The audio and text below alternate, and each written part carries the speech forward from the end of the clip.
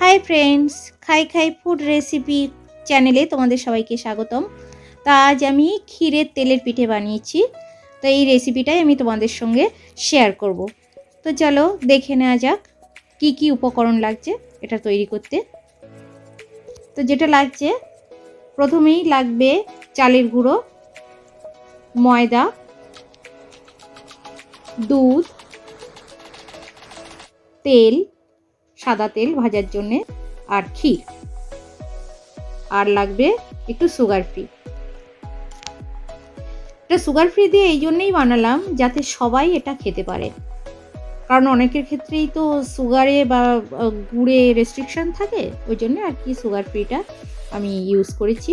তো একে একে আমি গামলায় এগুলো ঢেলে নিলাম, চালের গুঁড়ো এবং ময়দা, এবং এর সঙ্গে একটু লবণ অ্যাড করে দিলাম।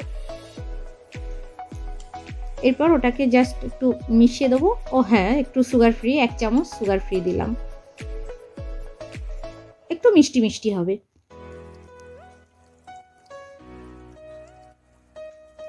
এবারে এটাকে জাস্ট একটু মিক্স করে নিলাম, নিয়ে এবার আমি দুধ দিয়ে এটাকে একটা গোলা বানিয়ে নেব। তো দেখো আমি গোলাটা বানিয়ে নিয়েছি। গোলাটা ঠিক এইরকম হবে, খুব ঘনও হবে না আবার খুব পাতলাও হবে না, নর্মালি যেমন তেলের পিঠে করা হয় তেমনই হবে গোলাটা। কড়াইতে তেল বসিয়ে দিয়েছি।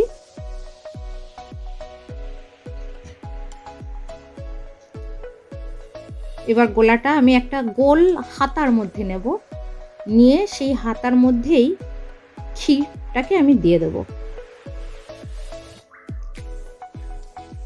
দিয়ে একটা চামচের সাহায্যে ক্ষীরের উপরে গোলাটাকে একটু তুলে তুলে দেব, যাতে ক্ষীরটা ডাইরেক্ট তেলের উপরে না পড়ে, তাহলে ক্ষীরটা ছড়িয়ে যাবে।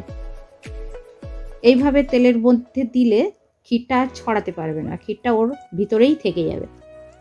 দেখো এইভাবে তেলের মধ্যে ছাড়তে হবে।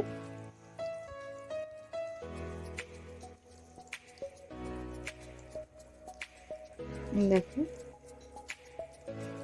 আস্তে আস্তে ফুলে উঠছে। এবার আমি এটাকে উল্টো করে দেবো, উল্টিয়ে দেবো অপর পিঠটা হওয়ার জন্য।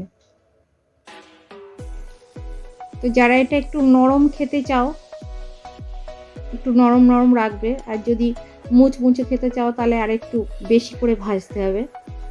আমার বাড়ি দু রকমই চাই, একজনের নরম চাই তো একজনের মুচমুচে চাই, তো আমি যার জন্যে দু রকমই বানিয়েছি। দেখো এটা নরম হয়েছে, দেখো ক্ষীরটা কিন্তু ওর মধ্যেই থেকে গেছে, ক্ষীরটা কিন্তু বেরোয়নি। আমি তোমাদেরকে কেটে দেখাচ্ছি, দেখো এই দেখো ক্ষীরটা ভিতরেই থেকে গেছে।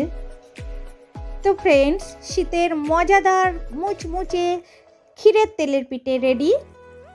তোমরা এটা ট্রাই করো, ভালো লাগলে শেয়ার করো, আর হ্যাঁ, আমার চ্যানেলটাকে সাবস্ক্রাইব করে দিও please please please please. Thank you.